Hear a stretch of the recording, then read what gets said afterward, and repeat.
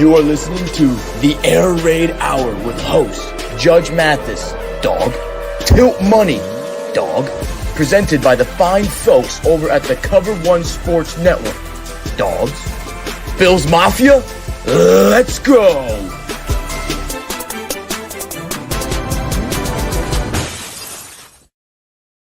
Welcome in, ladies and gentlemen, to the free agency tampering window / period edition of the Air Raid Hour. My name is Steve Mathis. You can find me on Twitter at Judge Mathis, joined as always by my co-host Dave Tilton. You can find him on Twitter at Tilt Money. Together, we are the Bills guys, and this show is presented to you by Picasso's Pizza and the Cover One Sports Network. Big day, obviously, for the Buffalo Bills. News has been coming in all day, some very small news, some bigger news. We're going to get to every single one of those things today. Obviously, one of the leads is going to be Tremaine Edmunds, no longer a Buffalo Bill. And maybe there's some hope that Jordan Poyer could still be a Buffalo Bill in the next couple of days. But we'll get to all that. But first, Dave, I think the biggest story of the day is the Buffalo Bills agreeing to terms with guard Connor McGovern of the Dallas Cowboys.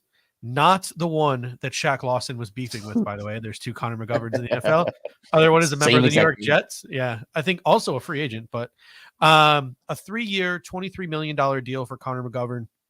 Started 15 games last year at left guard, replacing Connor Williams, who went to Miami. He started previously in spot duty as a backup to Zach Martin and Connor Williams at left guard and center in years past. He was a third-round pick. 6'5", 318 pounds. So he sort of fits that Bills archetype. Noted by many to be a much better pass blocker than a run blocker. These are the types of dudes that you sort of bet on in free agency at 25 years old. What are your thoughts on this Connor McGovern deal? Yeah, and ultimately you kind of look at some of the clips and some of the reps that Anthony and Eric have been sharing now, and the videos out now on the Cover One YouTube page as well. Like, kudos to those guys for getting that video out as quickly as they did. Like, if you want to go and look at a deep dive of Connor McGovern, go ahead and check that video out as well. But as far as the signing, right? Number one, I love that the Bills went for a younger player on the interior, and this is something that throughout the past couple of years, where the Bills have tried to put in stopgap type players on that interior, outside of going way back to, let's say, John Feliciano, they've brought in older guys, we'll say, right? They brought in like a Greg Van Roten, who was, I believe, 30 plus. Obviously, they signed Roger Saffold.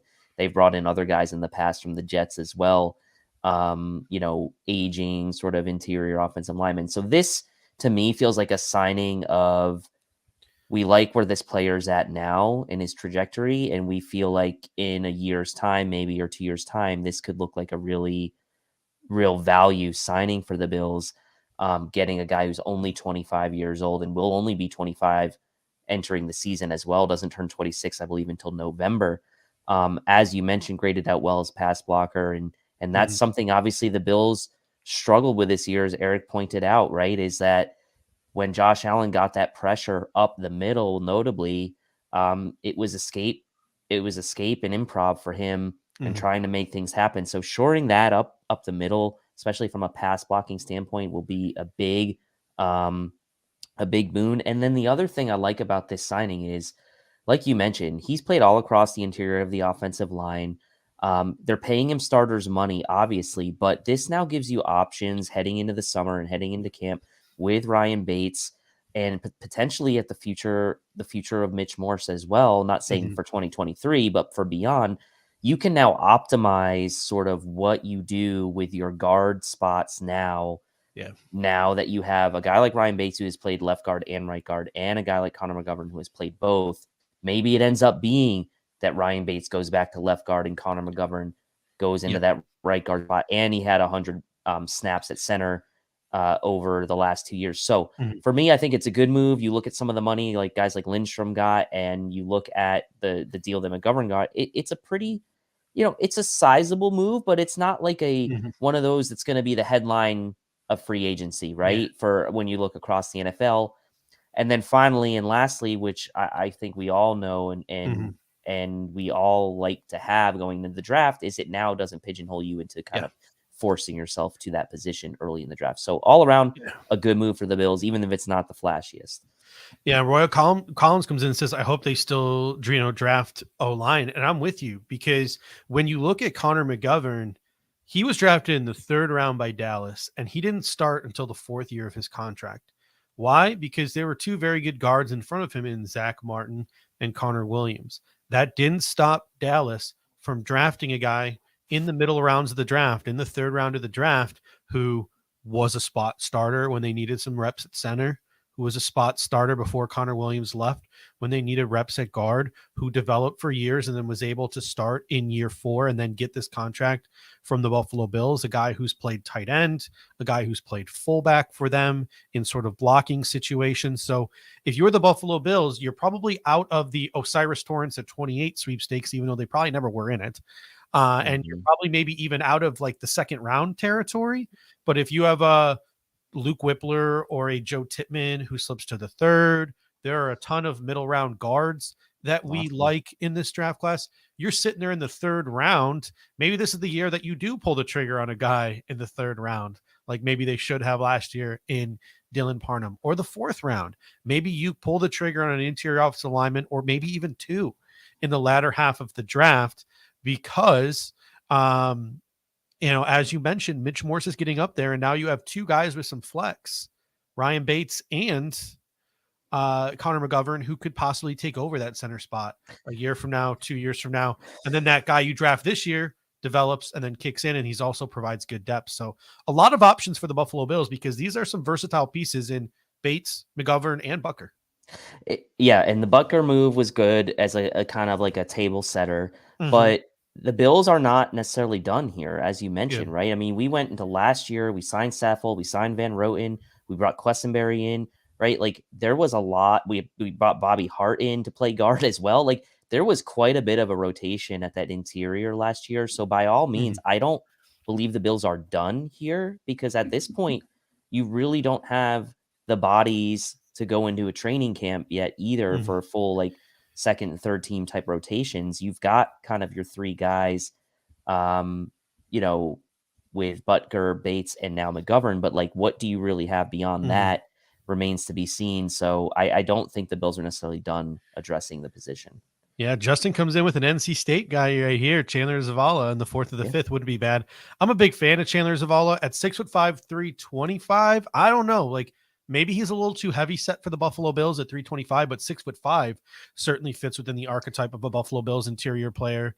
I know Nick Saldiveri from Old Dominion is a guy that Eric Turner is high on.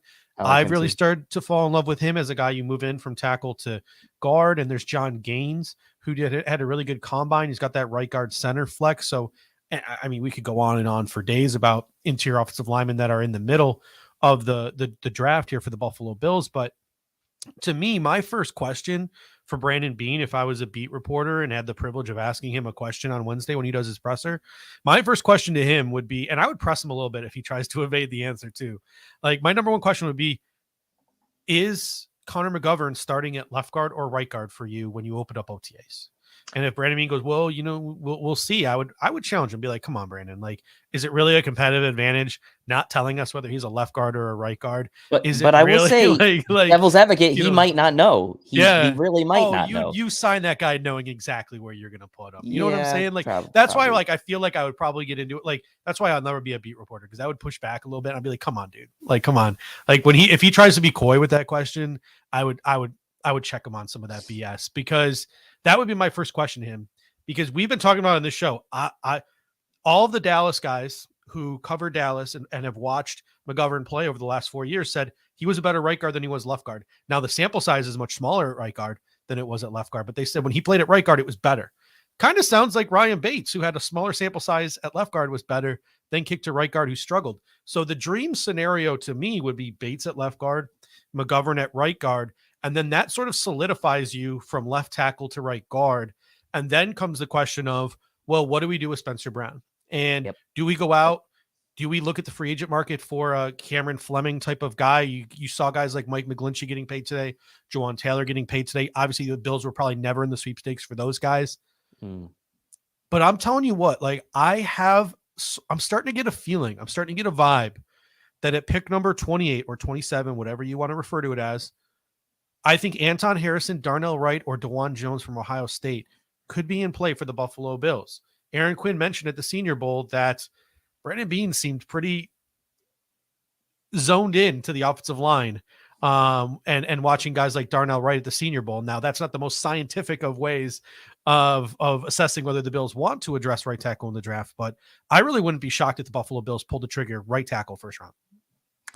And I don't think that people should be disappointed in that if they do, right? I mean, look, Spencer Brown has talent. We know that. He's athletic. We know that he had showed those flashes his rookie year, struggled a bit last year. There's still potential left in there for Spencer Brown, but it's honestly not the worst position to be in if you're the Bills. If Spencer Brown moves into like an immediate reserve role as your backup right tackle, that gives a lot of stability to this offensive line. If you take a blue chip right tackle prospect early in the draft to pair with this, what looks to be ascending player in Connor McGovern, that we'll see if he ends up playing right guard or not, but 25 years old, that really only leaves your offensive line in a position where your biggest question mark really in beyond 2023 and 2024 maybe is the center position. And you've kind of set yourself up at least to have in-house options one way or another if things get a little bit squirrely there. So it would be nice to get stability on this offensive line, some consistency, some cohesiveness. I think this is something I talked about last year going into free agency and in the draft after we signed Roger Saffold, that there would still be questions about this offensive line after 2022. And now we have those questions again. It would be nice to get some stability here. Fans, a lot of people, like ourselves included, right? We are guilty of like, is it the most fun? Is it the most fun thing to talk about offensive line play? Is it more fun to talk about receivers and skill positions? Sure, right? But man, like it would be great if we could solidify and stabilize that offensive line and have some consistency with that line for years to come. And now I guess we're seeing that there's been some news that just came in. Yeah. Some news that just came in. Elena Getzenberg from the Buffalo News. No, ESPN reporting that the moves we all knew were coming. Josh Allen restructure, Von Miller restructure, frees up $32 million in cap space. We're going to talk about that a ton this evening because the Buffalo Bills now have some money to play with. Now, how much of that $32 million goes into maybe some of the other things that they did? They were still in the hole, about $16 million. And, you know, they have to pay Connor McGovern now, plus they have to pay Sam Martin. So maybe they have like 10 or so $1 million to play around with. Maybe over the next couple of days, you see some other restructures and stuff, but you know, we still don't know the exact amount, but the Buffalo Bills do have some money to play with here. And we're going to get to that this evening. Just a quick rundown of the Buffalo Bills transactions thus far. Tim Settle has restructured his contract. Matt Milano signed a 2-year, $28 million extension, $14 million AAV. Obviously, Connor McGovern agrees to terms. Case Keenum went to Houston on a 2-year deal. The Buffalo Bills lose their backup quarterback. Tremaine Edmunds heads to Chicago for $18 million AAV on a 4-year deal. Sam Martin got a nice little 3-year deal from the Buffalo Bills today. Tyler Matakevich signed a 1-year deal. Nyheim Hines restructured his contract, and Cam Lewis has been re-signed to a 1-year deal. So a flurry of moves today. We still have no news on Jordan Poyer. We just got the word of the Josh Allen and the Von Miller officially. We knew it was coming. We got the sort of official confirmation. Those moves have happened. So the Buffalo Bills are going to have some money to play with, and we're going to talk about that tonight. But first, this show is sponsored by Picasso's Pizza. 4 great locations in Williamsville, West Seneca, Lancaster, and Blaisdell. Buffalo Pizza since 1980. You can order online at picassospizza.net. And if you're an out-of-towner like us, you can even get it mailed to your home. And I can tell you from experience, it's just as good as getting it fresh from the restaurant. Again, that is picassospizza.net. All right, so let's get into it and let's start going through all of these moves outside of Connor McGovern today. Let's start with the second, maybe biggest news of the day, or for some people, this might be the biggest news of the day. I consider it the second because it's a departure, not a rival. The rivals are always more exciting. But Tremaine Edmunds to Chicago, 4 years, $18 million AAV, $50 million fully guaranteed. in my opinion, sort of with this Tremaine Edmunds signing, Chicago also signed TJ Edwards. I think that Matt Eberflus is going to try to kick Tremaine Edmunds out to that Shaq Leonard type of role and not sort of pigeonhole him as a Mike linebacker. And I think he's going to put up some monster numbers there in Chicago. I think he's going to be up for another contract by the time he's 29 years old. So this dude's going to be set if he puts up some decent numbers in Chicago. But what are your thoughts on this Tremaine Edmunds deal? It's funny, like the other top backers we saw, like with some of those big deals, we're getting these 5-year. I think it was incredibly smart of Tremaine Edmunds' representation to go into this and squeeze as much as you could out of a 40-year deal, hit that $50 million guarantee mark. There were some, projections that said he could have pushed maybe close to 20 million AAV, but I think ultimately in the long run, this is a better deal for him financially than if he had signed, let's say, a 5-year, deal for that and still got the same 50 million, because now, like you said, he's going to come up on potentially a third contract when he's still in his 20s and potentially get another bag at that time. And in Matt Eberflus's scheme there, like you mentioned, like he's going to have the ability to put up some really good statistics, some good box score stats, but also make an impact for that Chicago team, who has really, in my mind, been one of the winners of the offseason in the last week with the trade of the number 1 pick to Carolina. Huge King's ransom they received for that pick, and now getting these free agents in to bolster the defensive side of the ball. It seems like the Chicago Bears are really making some nice moves here. And for Tremaine Edmunds, a good fit for him, it appears, and a chance for him to get a third payday at the end of this. So I wish him nothing but the best. I don't think the Bills were going to come close to the 18 million number. I think if maybe it was in that 14 to 15 range, you could have seen the Bills make a play for that. But it is nice at least that he's going to the NFC and to a team that really is kind of like no nexus to the Bills at this stage. So that's kind of nice. So good for Tremaine. Yeah. I'm happy for him. And by the way, Tremaine haters, right, are maybe now going to kind of see what life is like without him, and we'll see how they fill that role. Yeah. And I know you have some thoughts on that. Yeah, and not only that too, but like as I mentioned before, I sort of kicked it to you. I think they're going to use Tremaine Edmunds differently. Like TJ Edwards and Tremaine Edmunds, those are two sort of Mikes. So that sort of makes me think that they might move Tremaine Edmunds out to that Shaquille Leonard role and like sort of let him loose a little bit. And Matt Eberflus has had some success with Shaq Leonard. So, Pete Nana comes in and says, I just want to know what kind of money was discussed last year between Edmunds, Camp, and Beane. I wouldn't be surprised if it was right around the lines of the AAV they offered Matt Milano for the last 2 years of his extension, $14-15 million. That's probably what the Buffalo Bills offered last year, hoping that Tremaine Edmunds would take it. That was probably the Buffalo Bills thinking they were being generous. Then the $14-15 million this year would have been on the low end. And then of course it was on the low end because he gets 18 million AAV from the Chicago Bears. So it's all super interesting. Some linebackers have gone today. We're going to talk about that in a second. NFL Draft Fanatics comes in and says Eric Kendricks of the Chargers. We're going to get to that in a moment. But first, Buffalo Bills depth chart is now Matt Milano, Terrell Bernard, Balon Spector, and defensive extraordinaire Tyler Matakevich. Those are the ones left at linebacker for the Buffalo Bills. Milano signed that 2-year extension, 14 million AAV on that back end of that deal. To me, and Eric said this, he mentioned it in the Cover One group chat, and then I've just been running with it for 2 days now. So the idea is mine now. To me, that's middle linebacker money. That's middle linebacker money. I think that the Buffalo Bills could be giving Matt Milano that green dot, moving him to Mike. Obviously, that would mean some tweaks to the scheme. They're not going to use him like Tremaine Edmunds. But what are your thoughts on possibly Matt Milano moving to Mike linebacker? I mean, it would be a slight philosophy shift. Obviously, we know, Leslie Frazier's not going to be here for 2023. Sean McDermott, by all accounts, is going to be taking over the play calling. We see a little bit more of an aggressive outfit from this Bills defense. And will that correlate to a move potentially of Matt Milano to the Mike backer and kind of putting Terrell Bernard in that old Matt Milano role, where we know Matt Milano had shown flashes of rushing the passer from that will spot, and Terrell Bernard, that's one of his biggest strengths coming out of the draft, with his ability to rush the passer from that linebacking spot. So, big question marks and eyebrows raised of the selection last year. Maybe the Bills with some foresight thinking like they really had a less than 50% chance of bringing back a guy like Tremaine Edmunds and thought that this is maybe their future plan.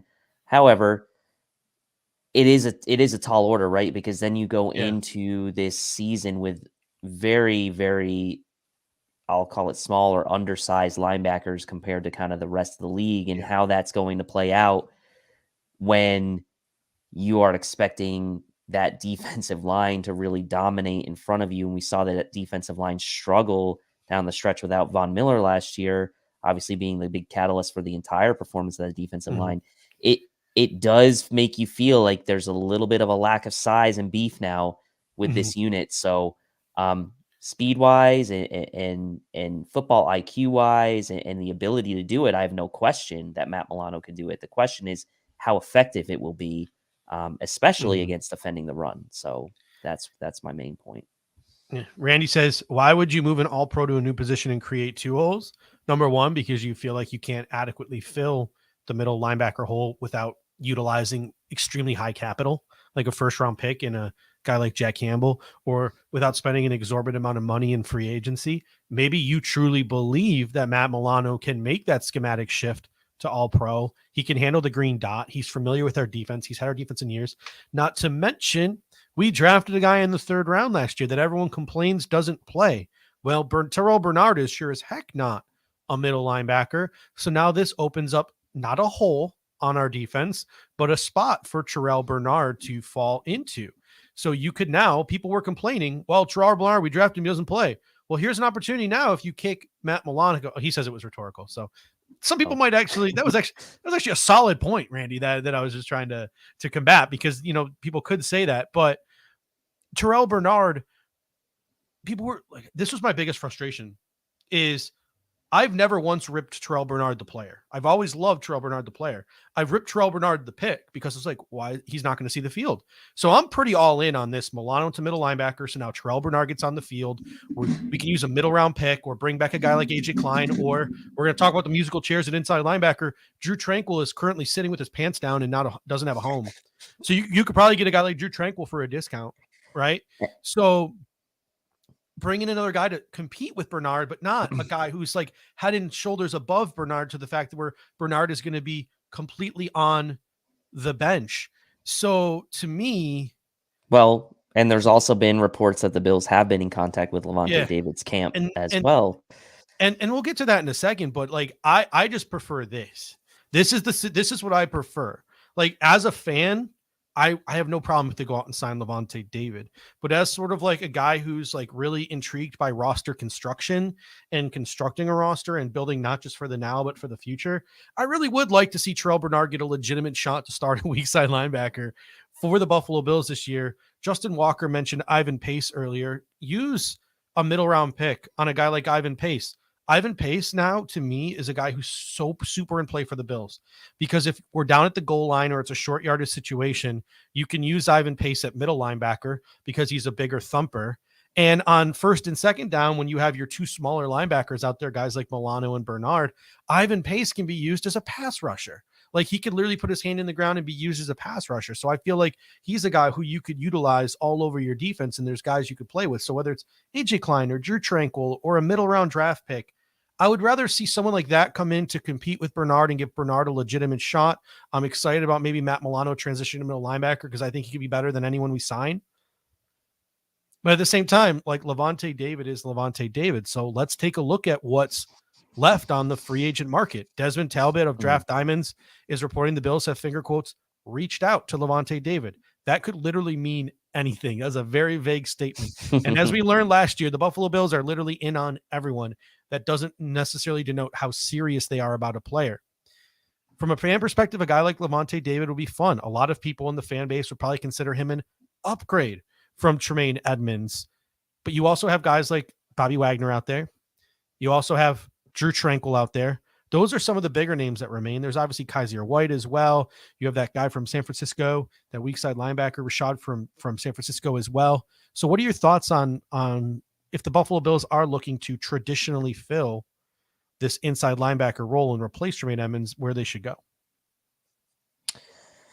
Well, I think at this point now, it's interesting seeing, like, Tremaine Edmunds obviously got his bag, and the linebacker the linebacker market has been strange, I would say today. You see guys like, TJ Edwards and Jermaine Pratt getting lower contracts than at least I thought they would get from an AAV standpoint. But then you see a guy like Alex the Detroit Lions get a really nice payday, and you wonder, like, Mhm.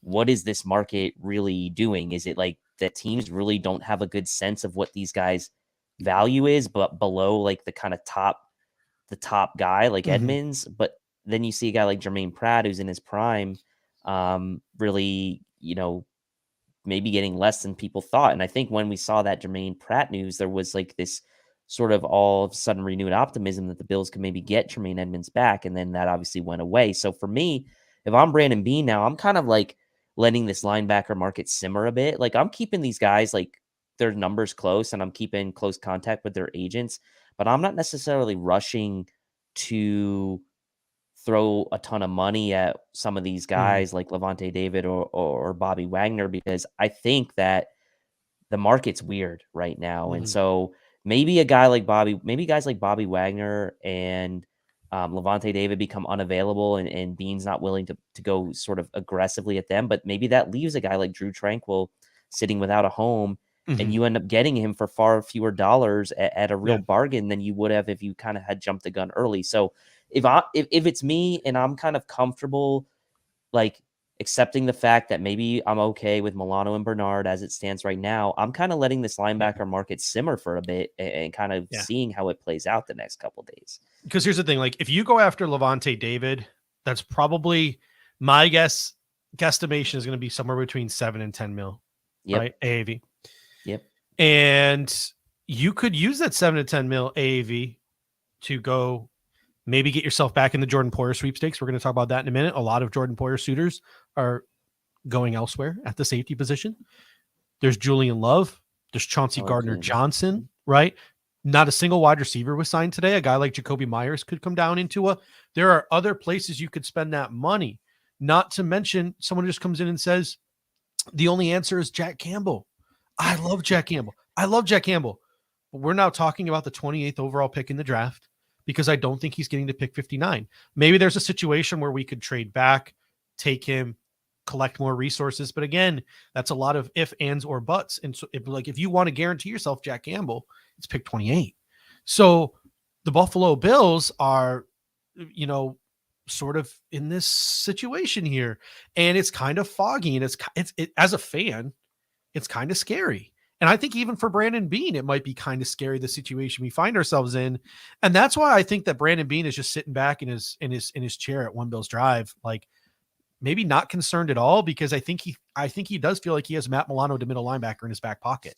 But say like Levante David, like, they can't get any of the safeties. Jacoby Myers is not an option. Levante David is still around a week later. Maybe they can circle back to him and get him for $6 million, $7 million. And then maybe, they move Matt Milano back to strong side linebacker. So it's a very confusing, thing. It's very convoluted, but I'm kind of excited just sort of to see maybe what, like, some of the tricks the Buffalo Bills would have up their sleeves if they decided to move Matt Milano to inside linebacker. But sometimes change for change's sake isn't exactly the best thing in the world. So be careful what you wish for. But on to Jordan Poyer now.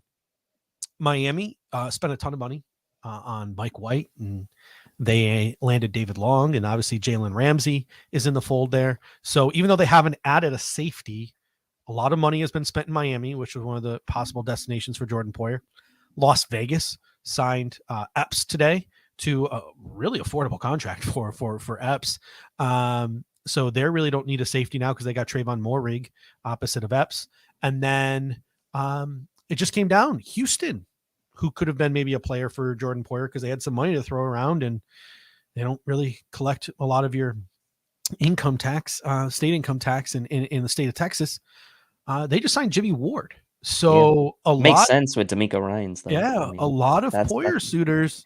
That's 1, 2, 3, bang, bang, bang. Maybe even Carolina was in play for Jordan Poyer. Now Von Bell is there. Atlanta, they just signed Jesse Bates. So if you look at it for Jordan Poyer, Cincinnati, I can't picture Jordan Poyer living in Cincinnati.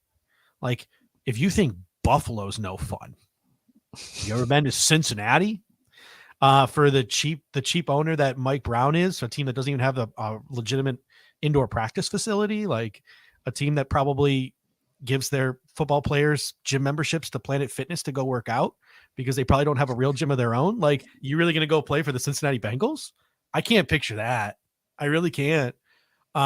Maybe Philly, who's just lost their whole defense, could come into play. Maybe Jacksonville or Dallas, as Justin Walker could come into play.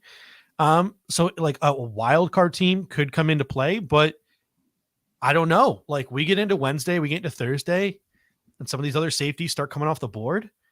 I think there could be a legitimate shot that Jordan Poyer could come back to Buffalo. I don't think it's his first choice. No offense, reading the tea leaves, I don't think Jordan Poyer wants to come back, but I think that I do think that he could come crawling back to Buffalo if enough dominoes fall. Do you think that there is enough good blood between the Bills organization and Jordan Poyer still that he would come back? Like, that the pride that he has, would he come back at this point? I think his first choice would have been to go to Miami, close to home, and stick it to Buffalo. But at the end of the day, I think Micah Hyde is one of his best friends. I think that he has a lot of friends within the Buffalo Bills organization, people he's comfortable with.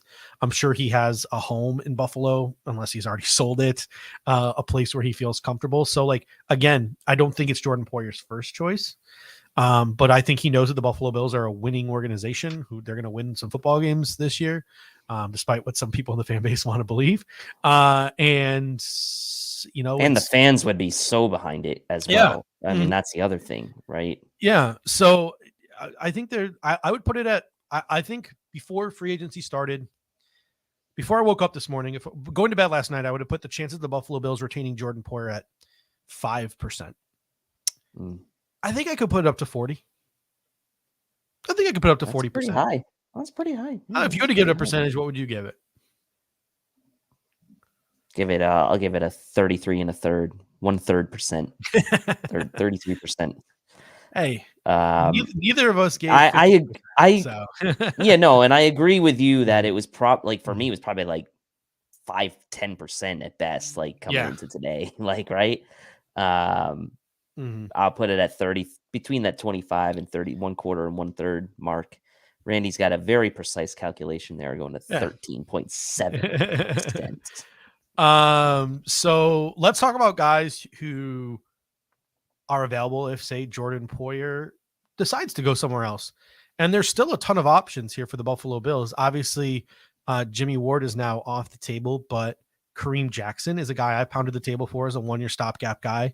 I still think he's got some things left in the tank. Taylor Rapp, who's younger, sort of fits the Connor McGovern mold, right, of a 25-year-old guy, end of his rookie deal. He's shown flashes, but hasn't quite put it all together yet. Taylor Rapp. Obviously, you have John Johnson, who I guess is maybe in discussions with the Chargers because of his familiarity with Brandon Staley. Jabril Peppers, Rodney McLeod, Adrian Amos, Eric Rowe, Andrew Wingard, Nasir Adderley, one of Eric Turner's favorites, Ryan Neal of Seattle. And if you want to go big game hunting, Chauncey Gardner-Johnson is still available. And then maybe the most intriguing name, the way, like, some of these deals on the lower end have shocked me today. I thought everyone was going to get paid. I thought everyone was going to go crazy. Teams, for the most part, other than the outliers, have sort of like helped like contain themselves this year. I thought Julian Love would get a bank from somebody. Maybe a guy like Julian Love could be in play. I mean, that's a guy who could be 5, 6, 7, 8 year answer at safety for the Buffalo Bills. I mean, I like Julian Love in during the free agency review we did. I mean, he's a versatile guy. He's played in the box. He's played center field. Former corner. He's still young. He's got the versatility, like you mentioned, played former corner. So, I was expecting a guy like Julian Love to get somewhere probably in that 6 to 8, maybe even higher AAV. And now maybe he's a guy that could be had for that maybe $4 to $6 million AAV range, in which case I would view it as a bargain. I mean, if you think that you were going to pay had to pay Jordan Poyer in the $10 to $12 million a year range, which he might not get now, but if you were thinking you were going to have to pay him $10 million a year, let's say, and now all of a sudden you can go get a Julian Love for 5 or 6, I mean, that's $4 million that you still then have to play around with for some other free agents. Maybe, maybe a guy like Drew Tranquil then becomes in play as well, and you end up getting a guy like Drew Tranquil and Julian Love for the same dollars that you would have had to pay Jordan Poyer, at least that you expected you would have had to pay him, or so. So I know some people have been asking about, like, okay, we got these restructures done, freed up $32 million in cap space through that. I mean, if you do some rough math, right, and you kind of project like between Sam Martin, Matakevich, McGovern, that around, I don't know, $8 to $10 million. The fact that you were 16 million in the hole entering today. Yeah, too. You were 16 million in the hole entering today, and there may be, just very rough estimate, 8 combined, maybe an $8 to $10 million cap hit total combined across 2023. You're looking at about maybe $8 to $10 million, I think, in cap space that you have to play around with. Well, obviously, we don't have the official first year numbers yet on these, but I think that's probably where we should think about as far as a starting point. As far as right now, like the approximate amount of cap space we have to play was probably in that $8 to $10 million range.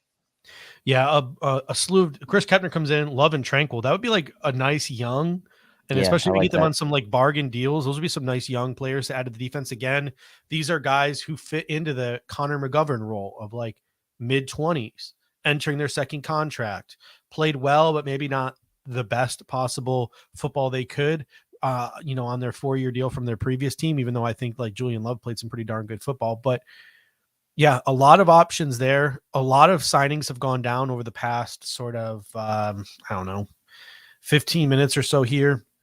Just a quick rundown. Caden Ellis getting a big deal from the Falcons following his defensive coordinator Nielsen from New Orleans.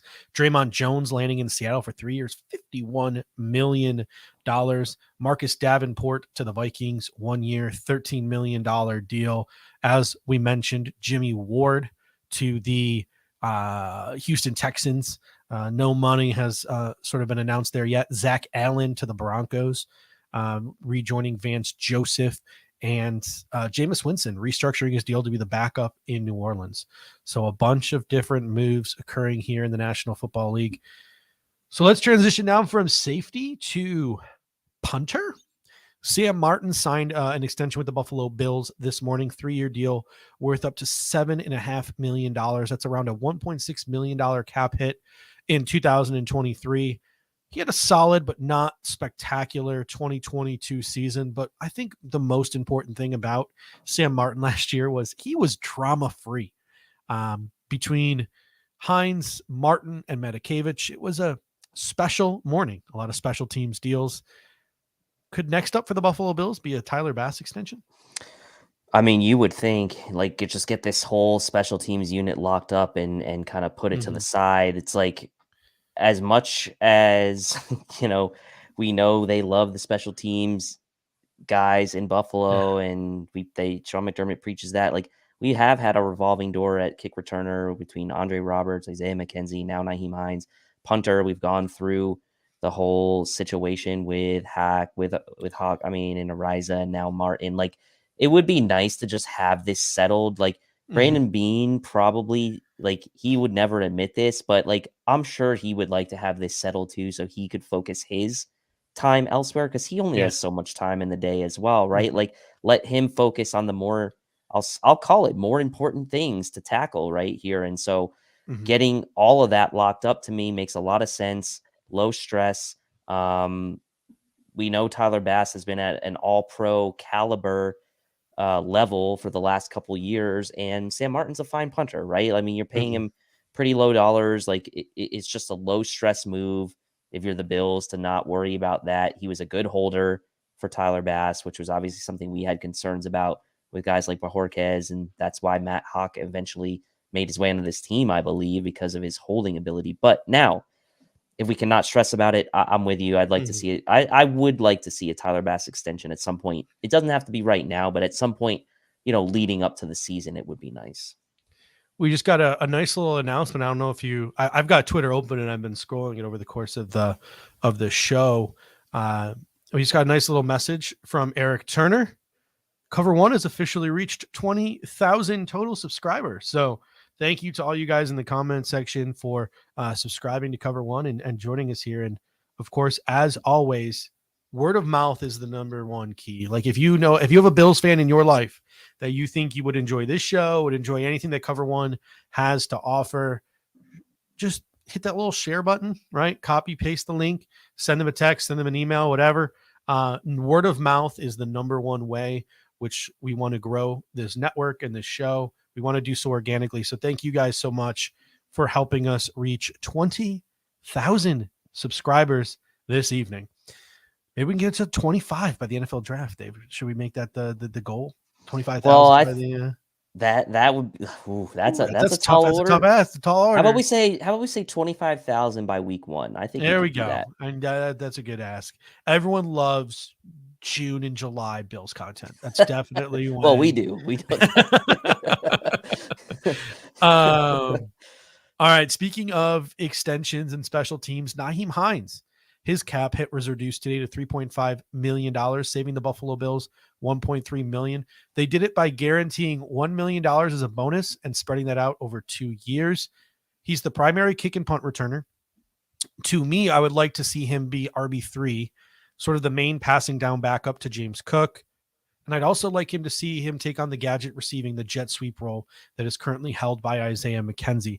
Those are the things that I would like to see for Nyheim Hines entering 2023. Obviously, the primary kick and punt returner is the given. That would be one of my questions to Beane, and it's going to be my question to you. Will we see more Nyheim Hines in 2023? Yeah, as of right now, we're definitely going to see more because Devin Singletary doesn't have a home with the Bills at the moment, and he obviously hasn't signed. Wait, we didn't trade for Derrick Henry yet? I thought we already did that. No, we didn't trade for. I thought we were going to trade for Derrick Henry, Saquon. Well, like all James Cook was retweeting people with eye emojis who were suggesting that the Buffalo Bills make a trade for Dalvin Cook today. So who knows? Yeah, I think he went to the Stephon Diggs school of social media. James Cook has gone to. Look, as of right now, the plan has to be right. I mean, you traded for this guy. You made it a point to restructure his contract so that he was part of your team for the future. Hansel made a great point on Twitter today about the running backs that were traded for. Some of the running backs that were traded for last year, Nyheim Hines is the only one kind of part of the future years as far as contracts were concerned for the teams that traded for running backs. And so this is a show that I think the Bills do envision Nyheim Hines as their primary kick and punt returner, which again, love having that settled. He was obviously electric in that Patriots game and brought stability to both of that, but also give him a chance to get more involved in this offense, right? I mean, I know that there isn't really that power guy right now on the Bills roster at the running back spot, but Nyheim Hines can bring a little bit of a different dimension to your offense than maybe even James Cook can, doing some of those sweep type things like you mentioned that Isaiah McKenzie was known for. I mean, Nyheim Hines at NC State was basically another receiver for the Wolfpack, and was that really for the Colts as well in the years that he was there. So I think it's really up to now the coaching staff to find the way to best use him. And that's, I think, the biggest question a lot of people like Aaron Quinn and others have had about the skill position players is not necessarily their skills as players, but their utilization and how the coaching staff is going to deploy them. So it'll be a very interesting storyline to watch heading into the summer. Yeah. The number one thing that I think you can do to get Nyheim Hines involved in the offense is to, number one, bring back some of that Dable stuff that we all miss. Ken Dorsey, that's your offseason homework, is to bring back some of that Dable stuff. And on top of that, I want to see Nyheim Hines sort of take over that gadget role that Isaiah McKenzie played, because I think Isaiah McKenzie is probably going to be with this football team in the training camp, but I hope he's not like a 53-man roster guy, because I think if Isaiah McKenzie is a 53-man roster guy, somebody got hurt or something went seriously wrong for the Buffalo Bills. And that's because Isaiah McKenzie, for as like good as that trait that he has is speed, his versatility is kind of pointless if he can't catch a punt and he can't field a kick. which he's proven that he cannot do consistently in the National Football League. He muffs punts, and he drops kicks. So to me, that really lowers Isaiah McKenzie's value. It makes it difficult to roster him because he really just is like a one-trick pony for you. And you sort of like force him in the slot, and you'd like to upgrade that slot position, and you'd like to get Khalil Shakir some more touches. So to me, Nyheim Hines in that role would be perfect. And then Randy Harbin says Josh Allen is their power guy. It still would be nice to just have like another guy in the room who could like lower his shoulder and like lay the boom on somebody. It doesn't have to be Derrick Henry. It can be my guy's Latavius Murray. It could be a 5th or a 6th round draft pick, or even a UDFA, a guy like Tavion Thomas out of Utah, like probably not gonna get drafted. Guy looks exactly like LeGarrette Blount, right? Like go get him, like add him to this, running back room. There's some talk about Jamal Williams. I personally think that would be a mistake. I mean, he had 17 touchdowns last year. 12 of them were 2 yards or under.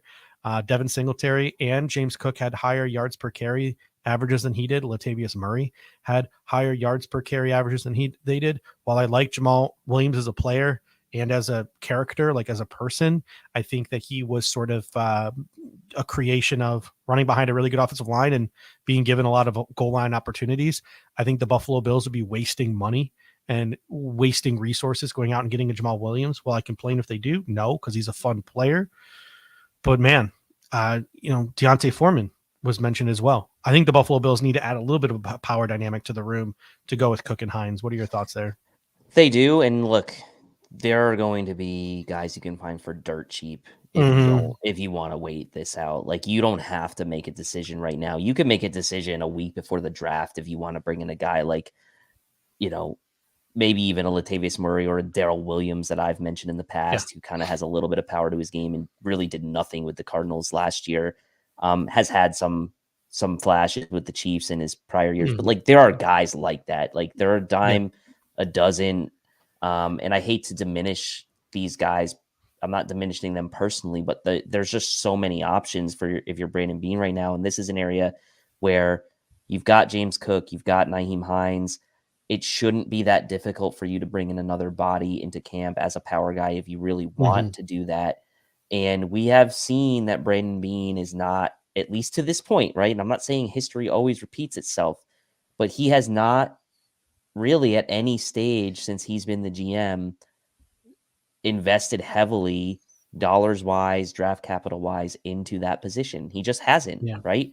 Who is the top investment he's made at the running back position has been James Cook. It hasn't not. I mean, like, he has been a late 2nd round pick, and like, he's only going to in his 2nd year. So look, I'm not saying that history is going to repeat itself, but I am saying that it's not likely that the Bills are going to make a splashy move at running back, at least not in free agency. We'll see what the draft may bring. But and talk about seeing what the draft may bring. There was the report too. The Bills took Bijan Robinson out to dinner, and along with Bijan Robinson, they took Roschon Johnson out to dinner.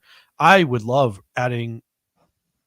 Of course, I would love adding Bijan Robinson to this offense. I think he's a top 5 player in this draft. Like, we're not going to, like I said, our official statement, our official take, our official stance on Bijan Robinson. Our press release this year, our press release is, if the Bills added him, we will not be mad and we will be as excited as fans, but we're not going to talk about it until it happens. We will react. We will not prognosticate that happening. But Roschon would be fun. But the only problem with Roschon is, like, I feel like everyone's in on Roschon now. So we're like, Roschon would have been a cool, like, 5th or 6th round draft pick. I feel like Roschon could go day 2 now. And like, not another 3rd round pick. Come on, Brandon. Let's not do that. So it'll be interesting if Roschon's sitting there 5'6". There's a ton of other guys you can get. I'd rather not spend another day 2 pick on a running back. And that's what I'm saying. Like, Jamal Williams is fun, right? Like, a guy in the 2nd or 3rd round is fun, but like, just go out and find the next Jamal Williams by drafting a guy in the 4th or the 5th round, or picking up a UDFA, or picking up a bargain bin free agent. Like, our resources are so limited this offseason. I would rather see us spend our money elsewhere. One place that we're going to have to spend some money is, or maybe we're not, maybe they're content with Matt Barkley, who knows, is the backup quarterback position. Case Keenum is now off to Houston. Sam Darnold signed a 1-year deal in San Francisco, which just, makes a ton of sense for him. So looking at the Buffalo Bills options now at backup quarterback, if you're going the Josh Allen best friend route, Kyle Allen is available for like the third off season in a row. I'm not going to predict that again. Not to mention he did not look so great in his spot starts for the Houston Texans this year. PJ Walker is a restricted free agent. He might interest me a little bit if his RFA tag gets rescinded. Matt Corral could be available for like a late round pick if you're looking for like a guy with some upside. Tyler Heineke is out there, but I think he's probably going to look for an opportunity to play. Drew Lock is sitting out there as like maybe a high upside backup, a former high draft pick. What are your thoughts on backup quarterback and where the Buffalo Bills go from here? I'm going to get in my, again, once per show DTR reference. 6th round DTR could be available, but what do you think the Buffalo Bills go backup quarterback? Kind of like the same stance that I had about the linebackers, just kind of let the market simmer for a bit. Like, I think that Sam Darnold signing obviously was, it was like that was one that would have been nice, I would say, but obviously he's going to be looking for a chance to potentially like resurrect his career, and I think it makes sense for him to go to a system like San Francisco to do that.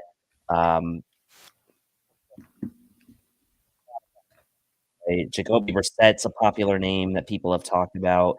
He played pretty well for the Browns last year, filling in for Deshaun Watson. He's age 30 at this point. And so to me, he's a guy I would be looking at, a guy like Jacoby Brissett who could come in and kind of be an older vet if you wanted to have a little bit of stability behind Josh Allen. But at the end of the day, this comes down to what's the type of quarterback that they want behind Josh Allen? Do they want a guy like Drew Lock who has upside from a talent perspective, but like what is he really going to add to the room for you for Josh Allen and like the rest of that unit, right? Is he really going to be the guy that you would trust to come in and win games? Josh is going to be teaching him things. He's not going to be teaching Josh.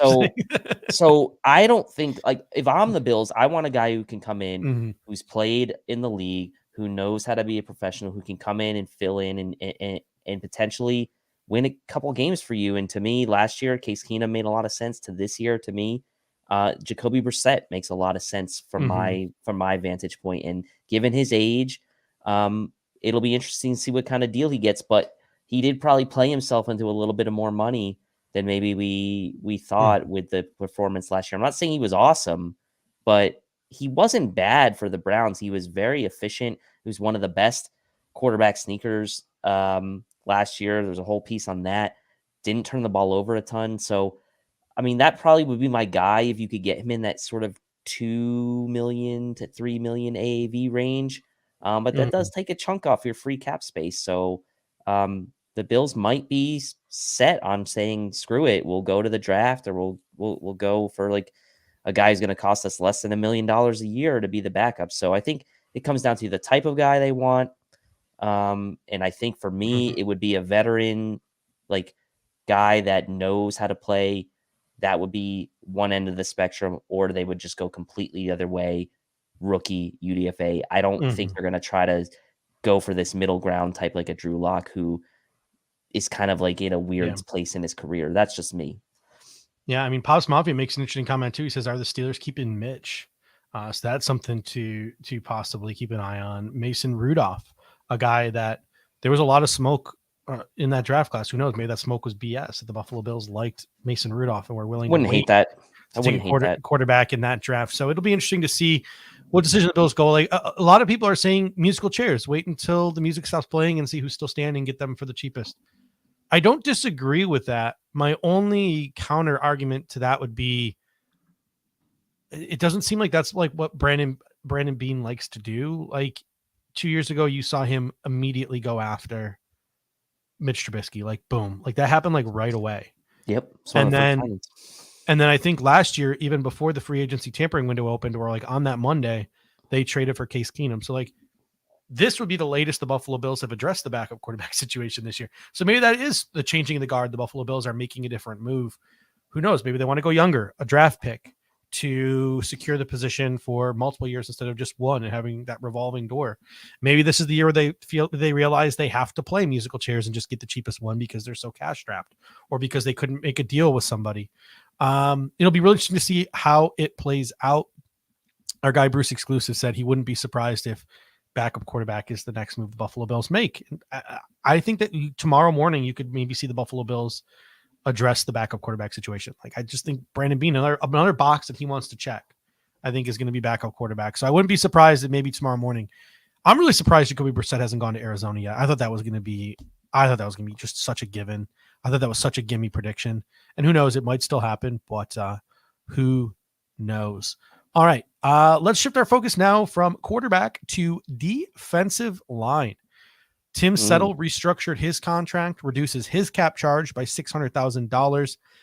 Tim Settle had a disappointing season, but that honestly could have been foreseeable the day he signed his contract with the Buffalo Bills. We were maybe just too blind to see it, because he might look like a one tech, with his stature and with his physique, but his scouting report has always said that he was a better fit as a 3 tech. And when Jordan Phillips arrived on the same day or the day after Tim Settle, they were essentially the same dude.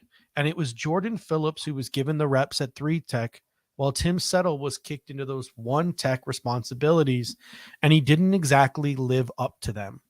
With Jordan Phillips probably maybe on the way out, he's a UFA, could Tim Settle perhaps be put more in a position to be successful in 2023 and have a rebound year?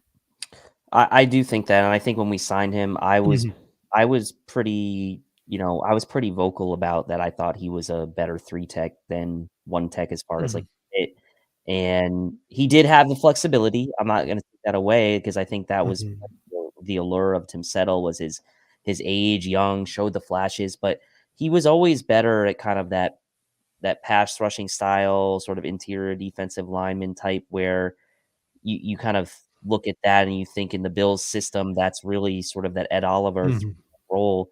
And that's, to me, where Tim Settle would have the most impact in a positive way on this team. And I did feel like that a little bit, the Jordan Phillips and Tim Settle skill sets, if you will, were a bit redundant, and you had a room full of 3 techs there once again. And it's the same conversation we had when Star Latulele was here, was like there was really no true backup 1 tech to him.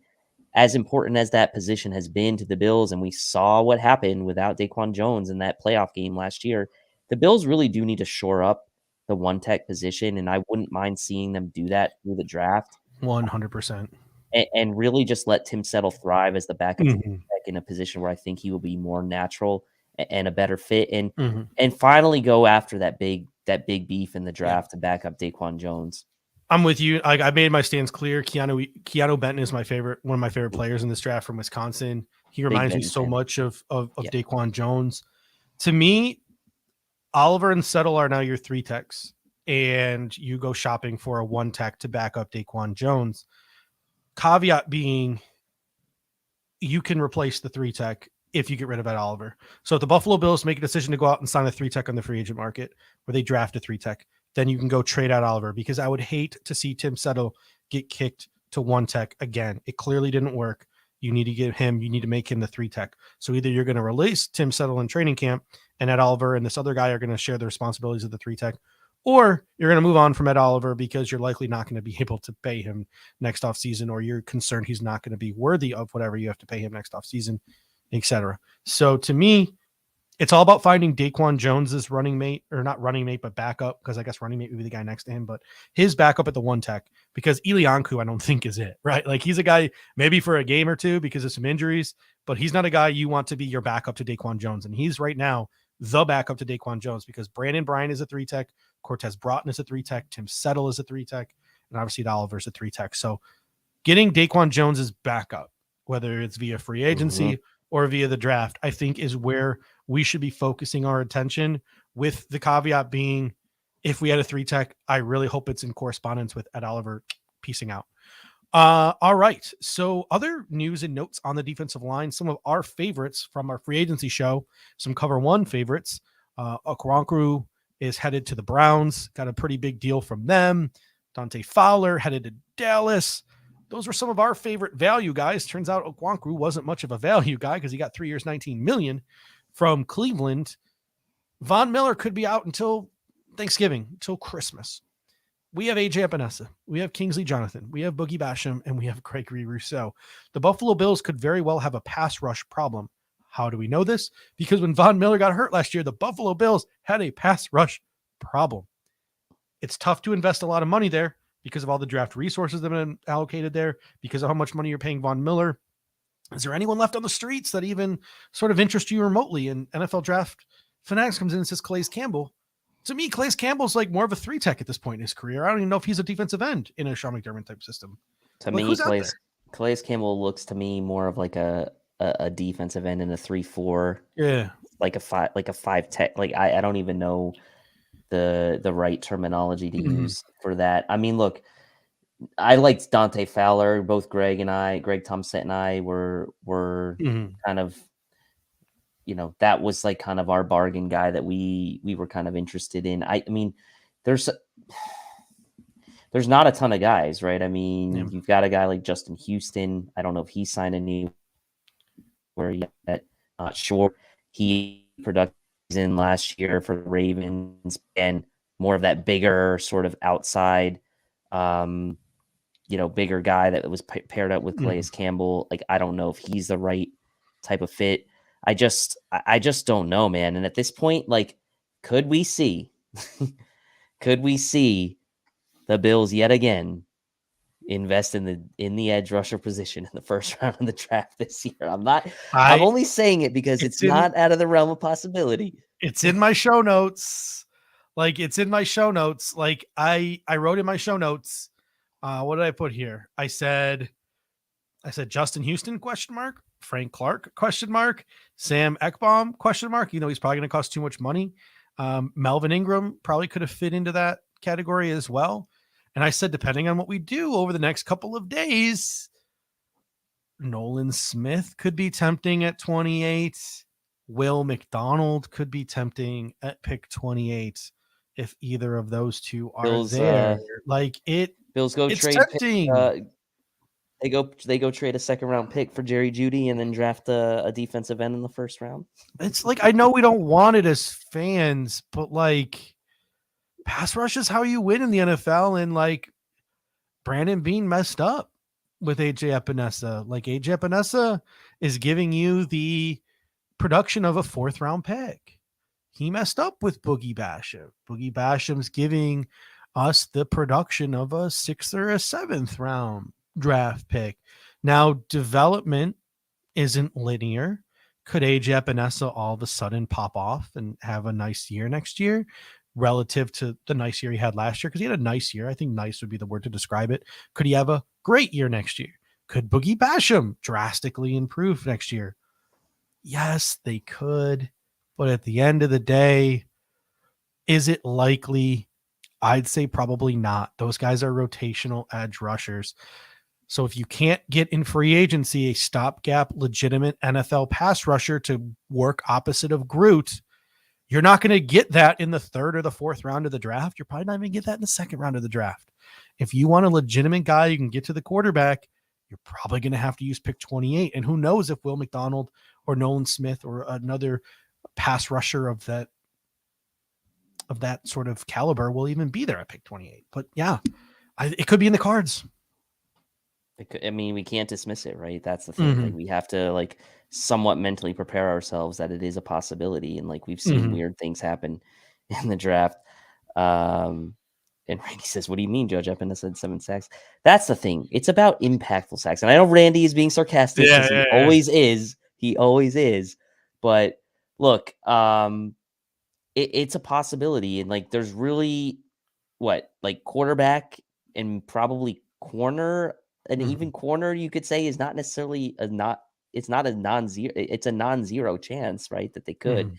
But look, I'm just saying, like, if it happens, I would be surprised, but I wouldn't be like falling out of my chair, right? It's not going to be like that.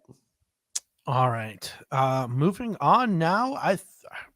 Other Bills news. Can you just explain to the people really quick? Because like, you're getting grilled on this pick 28 versus 27.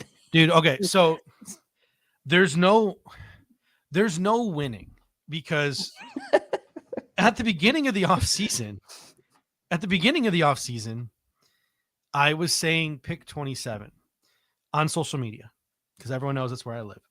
And in the comments section of every mock draft I did, or whenever I talked about the first pick, every comment when I used 27 was, it's pick 28. Miami forfeited their pick. Don't forget, Miami cheated. They forfeited their. And it was just a constant harassment that it was the 28th pick, not the 27th pick. Now that I've been bullied by the internet into now using 28th, they're bullying me about using the number 28 and saying it's a 27th pick in the draft.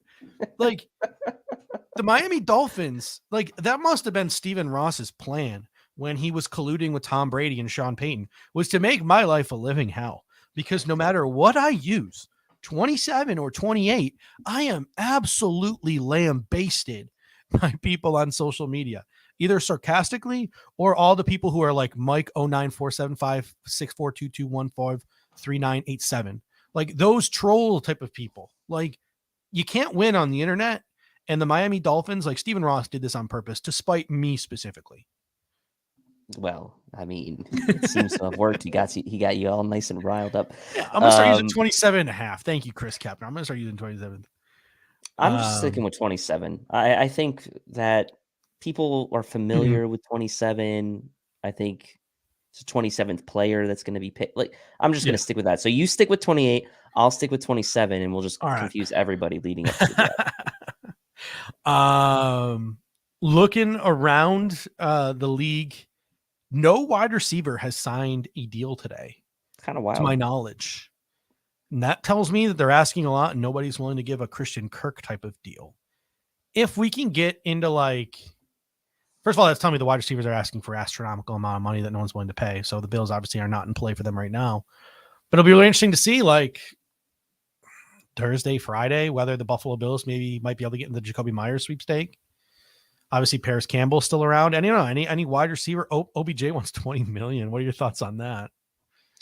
I mean, I'm just looking down like the wide receiver class, right? And we talked about this in our free agency preview show. It's not a great wide receiver free agency class. There are some good fits, I believe. Paris Campbell.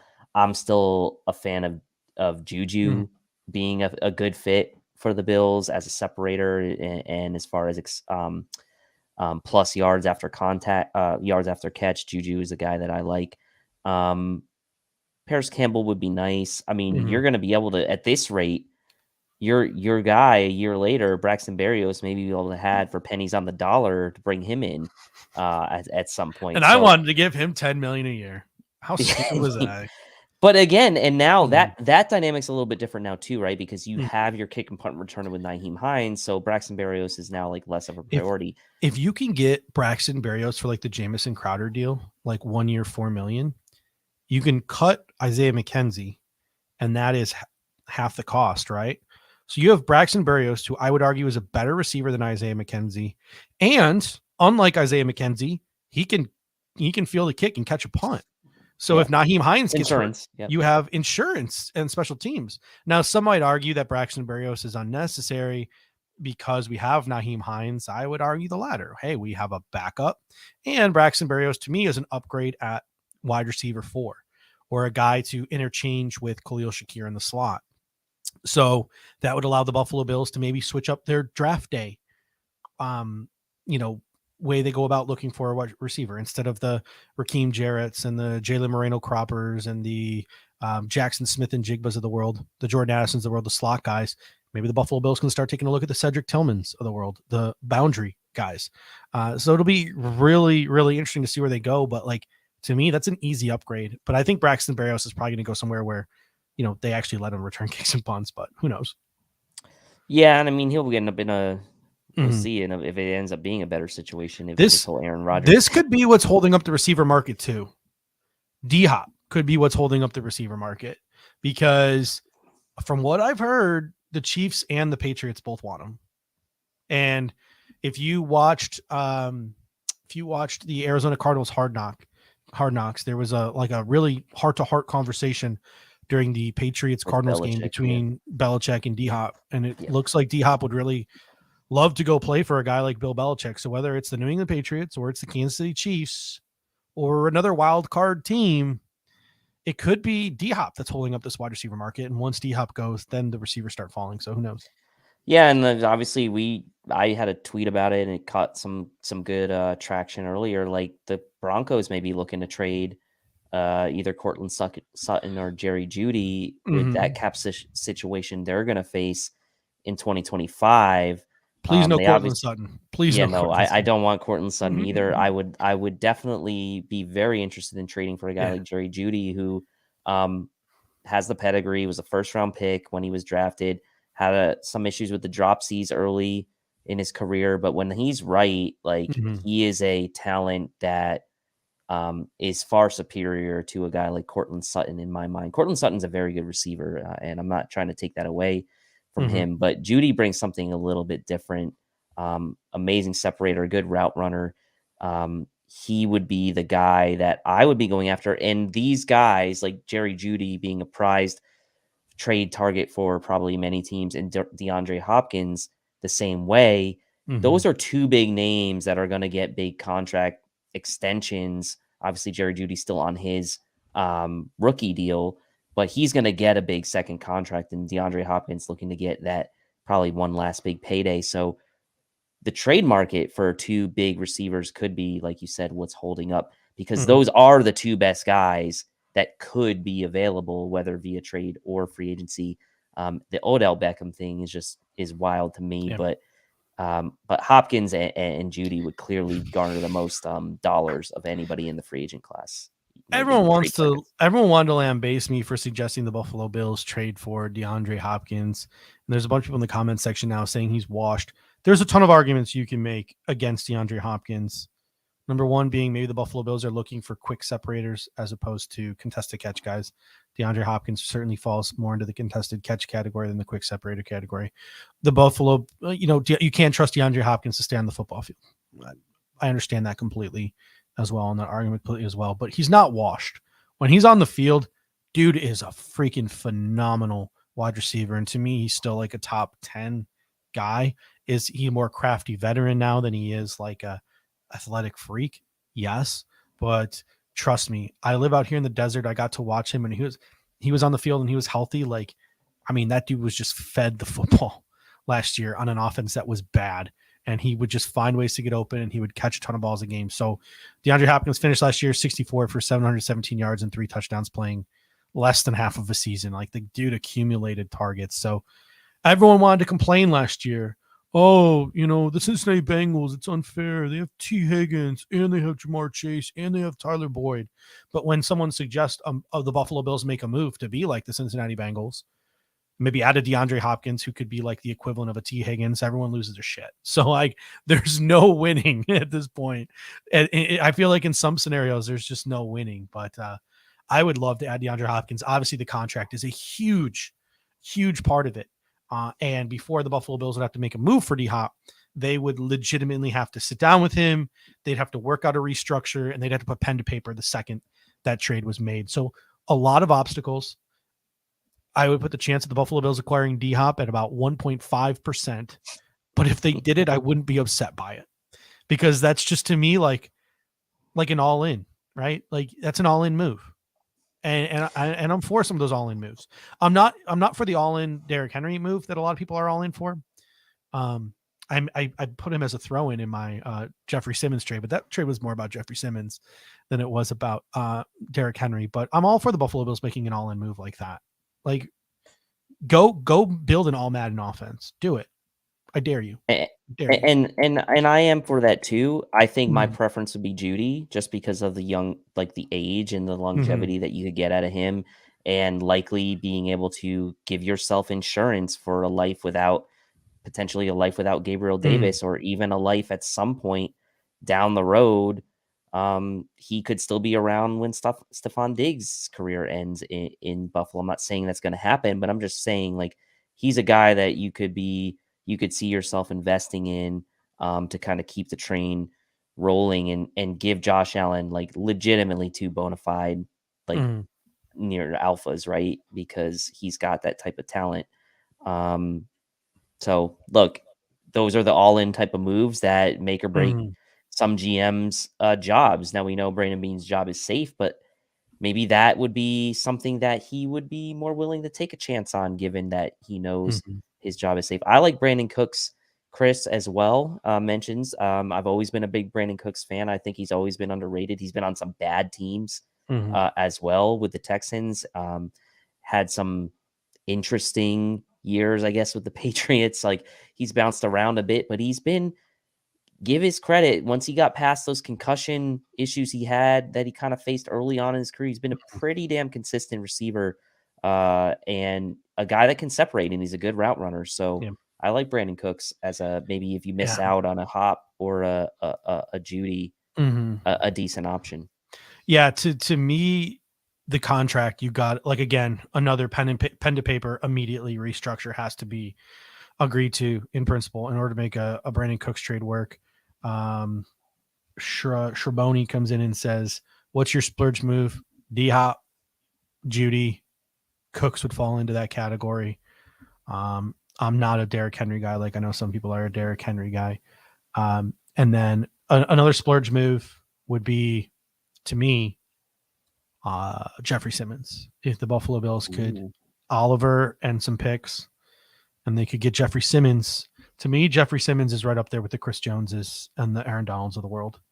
And if you could add someone like that to your defensive line, a legitimate, like, mammoth dude, I know he's only just slightly above 300 pounds, but like a bigger body in the middle of your defensive line as opposed to the 280-pound at Oliver, that to me is an all-in type of move for the Buffalo Bills. Someone said Austin Eckler. What are your thoughts on that? Again, just like Derrick Henry, I love Austin Eckler, but like, man, it's so hard. It's like he has 30 touchdowns over the last 2 years, which is like 15 more than the next closest person. Like, it's insane, but like, and he's so good, but I just don't know, man. There's a reason why the Chargers don't want to pay him, and I don't think he's going to get his wish because I don't think another team's going to trade for him and then pay him on top of that.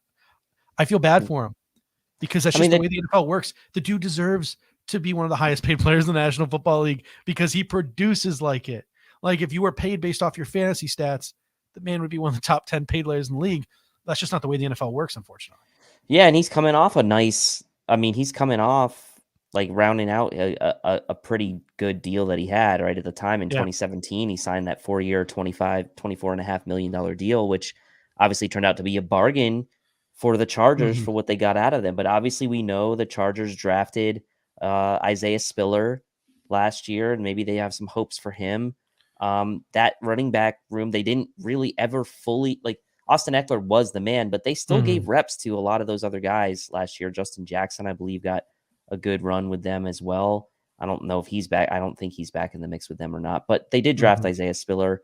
Austin Eckler is a very interesting case, right? Because he is like he has the ability to be the guy like Christian McCaffrey in the sense that he does it all for you. He's a receiver. He's a runner. He can run between the tackles. Slightly slighter build, like more slightly built than McCaffrey, but he's been awesome. I just don't think someone's going to give that guy $10 million a year. And if they do, I would imagine it's going to be a team that's in a situation like the San Francisco 49ers last year, where adding a guy like a Christian McCaffrey and Austin Eckler in attempts to push you over the top. I'm just not sure what team that is right now. Could that be a team like, I don't know, could that be a team if the Raiders, like, say, aren't able to bring Josh Jacobs back? Could like the Raiders be a team that would be interested in Austin Eckler's services? Maybe. I just don't know. I just don't know where he goes, right? That's the thing that I'm struggling with Austin Eckler. He's awesome though. Yeah. I love him. And someone said Mecole Hardman too, and this is the argument. This is the same argument I made for Jamal Williams earlier. Like, stop signing Jamal Williams caliber players and go find your own goddamn Jamal Williams. You know what I'm saying? Like, that's my same take with Mecole Hardman. Mecole Hardman's a one-trick pony. He's really fast. Go find your own Mecole Hardman, right? Tyler Scott, Jalen Hyatt, who are some of the other, Trey Palmer, right? Go get your own Mecole Hardman and pay them pennies on the dollar. Don't let someone else do their homework for you, right? Like, and then overpay for their cliff notes, right? Like, don't do that. Go out and find your own. Somebody mentioned Rashad Penny. That would be a great one. Rashad Bateman. Whew. I would take Rashad Bateman over Jerry Jeudy. More years. And he'd be cheaper, I more think. years, cheaper. I don't know if the Ravens are going to be willing to part with him, but would you give up a third rounder for Rashad Bateman? Yeah. Uh-huh. I would too. I would too. Would you give up a second rounder for him? Would I give up a second rounder for I'd probably need like a 4th round pick back. Yeah. But I mean, he's a talent, and we loved him in the pre-draft process. So always wondered about the fit there with Baltimore. But at the beginning of the season before he got hurt, I mean, it was unsustainable, but he was averaging like 20 yards a catch. Like, it just wasn't sustainable. But he's talented. He had some hands issues though this year as well. Have faced the injury with the foot, and he never quite got over it. Went to IR, but value suppressed. Who knows? But the Ravens, who knows what the Ravens are doing right now, man? I don't know how they're running that team. They are just alienating the rest of the league by pissing off Lamar. All right, so we're talking about like splurge moves that the Buffalo Bills could make, and sort of the hot topic on social media right now is that Brian Windhorst meme from the NBA last offseason where he's like, I wonder what the Buffalo that seems to be everywhere on social media, because the Buffalo Bills announced the Josh Allen move. They announced the Von Miller move. So now pretty much everyone in the country, outside of the people in this vidcast right now who are smart enough to know this, think that the Buffalo Bills have $30+ million to play with. That is not accurate. If you head on over to cover1.football and you open up our free agency tracker, they've done, Greg Tom said he's done the math. Josh plus Vaughn plus Settle plus Milano plus Hines is about $40 million in cap savings. We were $21 million below the cap. So now when you add in that, McGovern, Matakevich, Martin, plus Cam Lewis, the Buffalo Bills are probably sitting somewhere between $16 and $17 million in cap space. They still have some moves up their sleeves that they want to free up some more money. Trey White base contract restructure, Deion Dawkins, Stephon Diggs. So they could free up more money if they want to. But the Buffalo Bills are not sitting at $32 million right now. They're sitting at about $16, $17 million right now. Connor McGovern, $4 million cap hit in 2024 based on the contract that he signed, or 2023, based on the contract that he signed. So yeah, the Buffalo Bills, is that some Jordan Poyer money? Is that the Buffalo Bills making a move for somebody else type of money? No, it's Julian Love and Drew Tranquil money. It'll be interesting to see what the fellas over at the Going Deep podcast and Anthony Prohaska will have to talk about tomorrow night here on the Cover One Sports Network, because it seems like maybe the Buffalo Bills are bracing to make another move. And Chris Kepner comes in and says, Greg laid this all out on Slack 8 minutes ago. If you guys don't have One Pass yet, you're missing out. So make sure you become a Cover One premium subscriber, sign up for that One Pass, head on over to cover1.football, get yourself into the Slack channel, get yourself that exclusive access, and you'll have the real numbers, not what Field Yates and Ian Rappaport are essentially making it seem like the Buffalo Bills have to play with. So it'll be super interesting to see what the Buffalo Bills do. Before we head out, here's my new favorite stat of the night, courtesy of Warren Sharp over at, I think he's with Roto World now, or he might be out on his own. Warren Sharp with the tweet of the night. He says, at this time 2 years ago, the Patriots shocked the NFL, spent an NFL high $291 million in free agency. Their top 5 signings, $54.5 million for Matthew Judon, $50 million for Jonnu Smith, $37.5 for Hunter Henry, $24 for Jalen Mills, and $22 for Nelson Aguilar. Their record since 18-16 with 0 playoff wins. Feel like that's a good place to end off on the night, even though Connor says that maybe Jacoby Myers has signed somewhere. So let me Google that one real quick. Anyone got any confirmation on Jacoby Myers? Checking. I'm not seeing anything. No. Maybe he was insinuating the Buffalo Bills would be going in on Jacoby Myers. So, well, we're not going to end on the bang we were going to end on, but you know. No, it's going to happen like one more time.